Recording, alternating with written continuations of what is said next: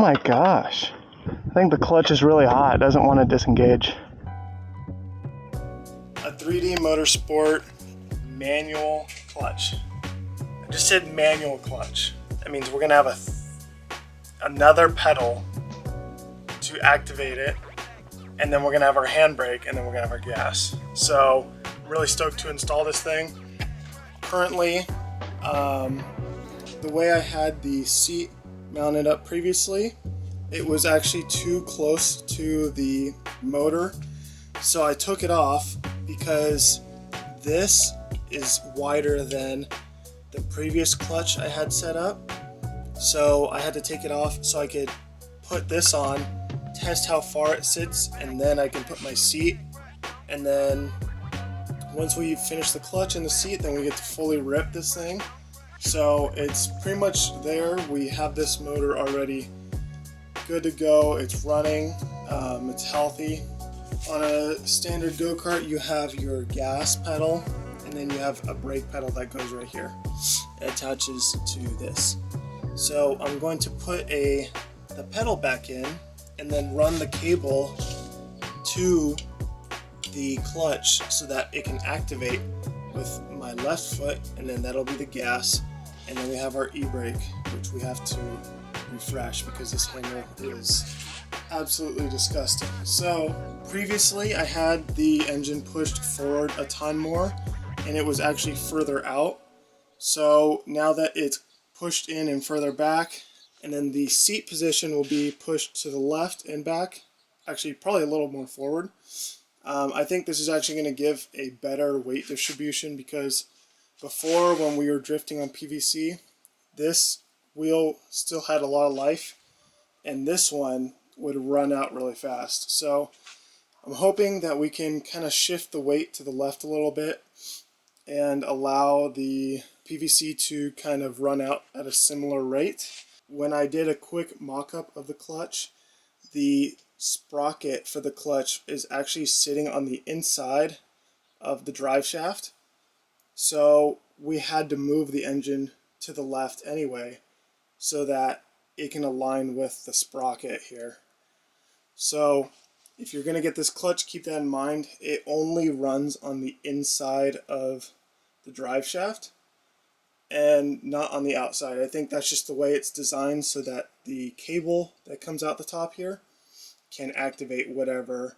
It's also nice that we have the clutch super close to the sprocket now, because you can see the marks of where the engine was before.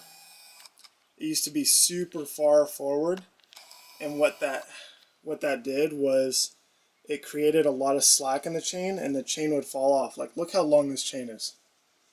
So we just had a lot of chain issues previously, but now that the engine is in this position and the chain is going to be super short because of how much further back the motor is, I think we shouldn't have any issues.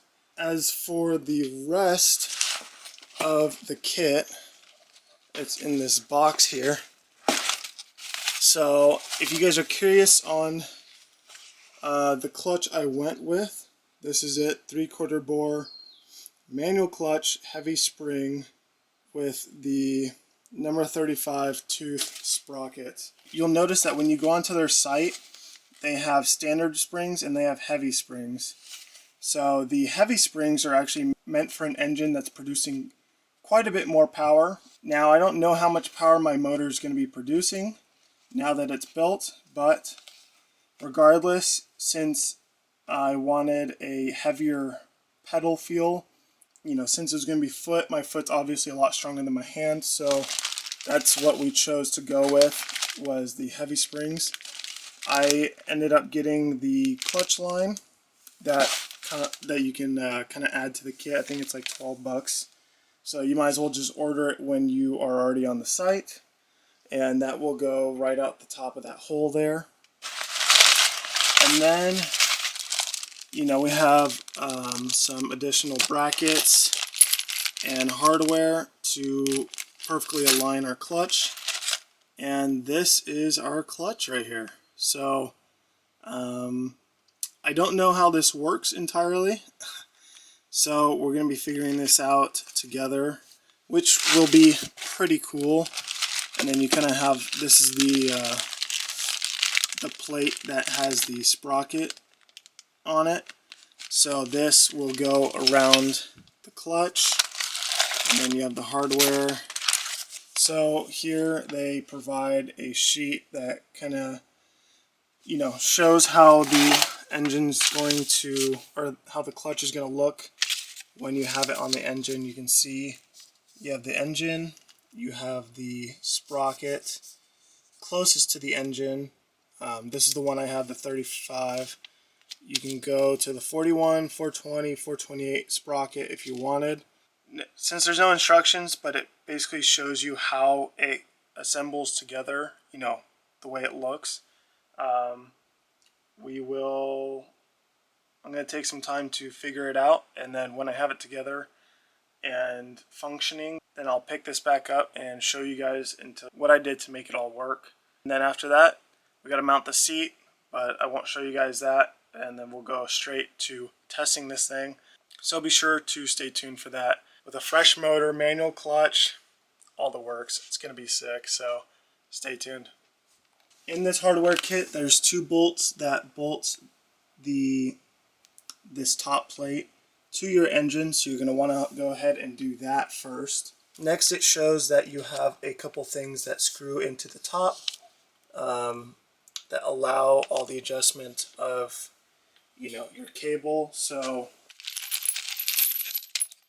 from the hardware kit, you know, we'll put a few things to the side. So it looks like to put this on, you're going to want these 2 nuts here. They're going to sandwich it onto this plate here.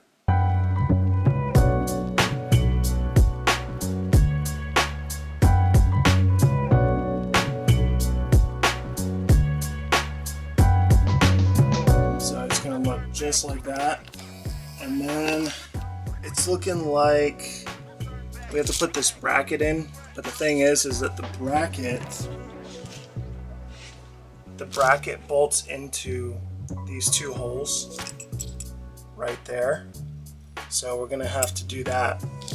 And then once that's done, we're gonna slide that bracket into here and then feed this long bolt into our drive shaft here. And then obviously we have to put a key into it, and then these spacers. So it shows that since we have the 35 tooth, we put the bigger spacer on the outside.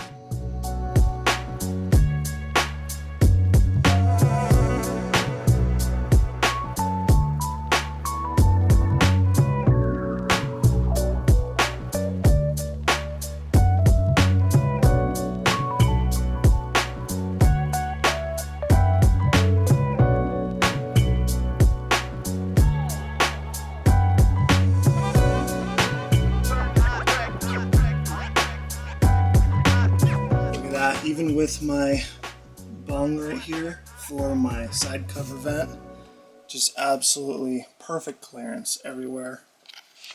And then once we sandwich, you know, tighten the rest of this hardware, it'll be ready to go. We're gonna run this cable. Let's see, I still have to put a throttle cable in, so I'm gonna run it along here, zip tie them together. And then, since the seat will be right here, we'll run it down here, across the front, move the exhaust. I'm going to run it across the front here, and then have it come down and meet perfectly with our pedal.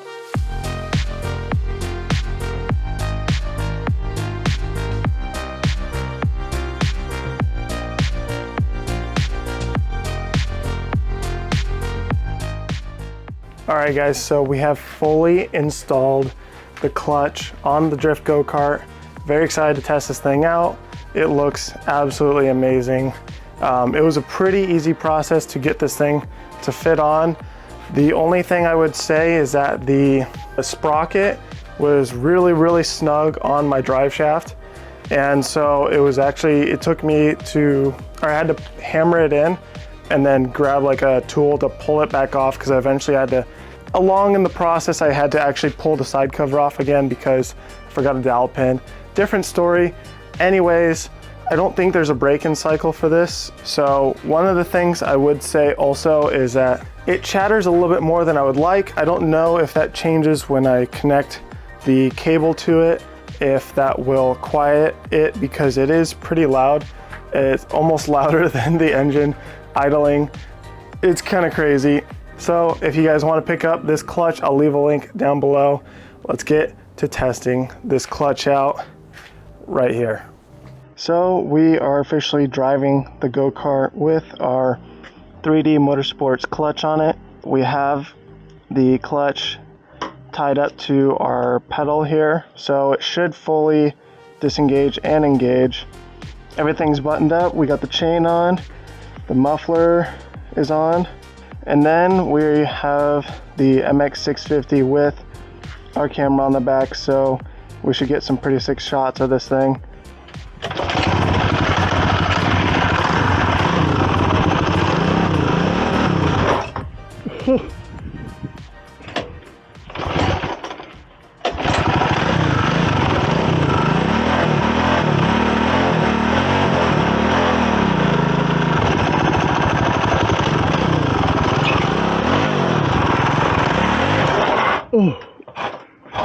Oh, come on.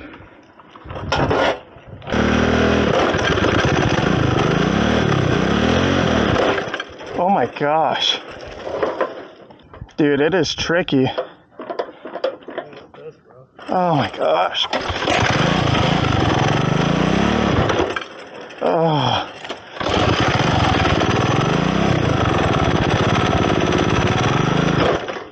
Oh. Dude, I cannot figure this thing out.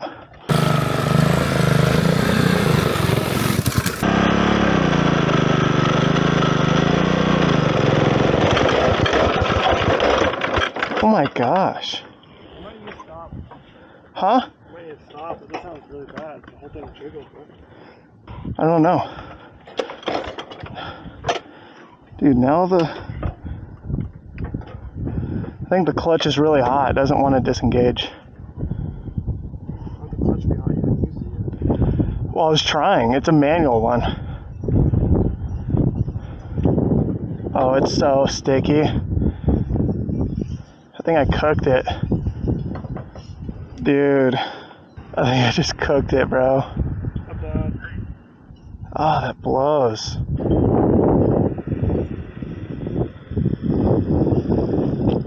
That thing is stupid fun. I think I just gotta go back to a normal clutch.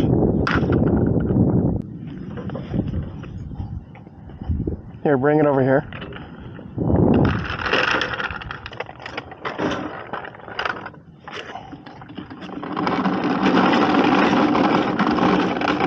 Obviously, you just watched the clip and you saw that I couldn't move the clutch whatsoever.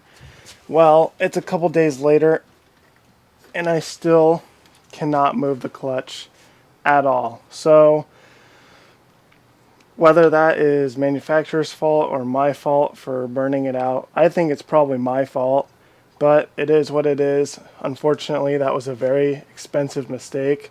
Aside from that, I really just want to drive the go-kart, so I'm probably just going to go on Amazon tonight, get a normal clutch, and start driving this thing. I want to drive it really, really bad. So that is going to be the plan from this point on. I don't know what to do. If anyone's had this issue before, let me know in the comments below, and hopefully it can be solved. I might try contacting 3D Motorsport for the sake of just not wasting money and hopefully being able to use this and show you guys how beneficial it is if you're building a drift go-kart. So thank you guys so much for watching. I really hope you guys enjoyed today's video. Unfortunately, it just wasn't what I was expecting, and I hope that from this point on we get to drift the go-kart when I put the new clutch on, and we get to enjoy it, because that's all I've been looking forward to do. If you guys have any suggestions, let me know. Otherwise, I'll catch you guys later. Peace.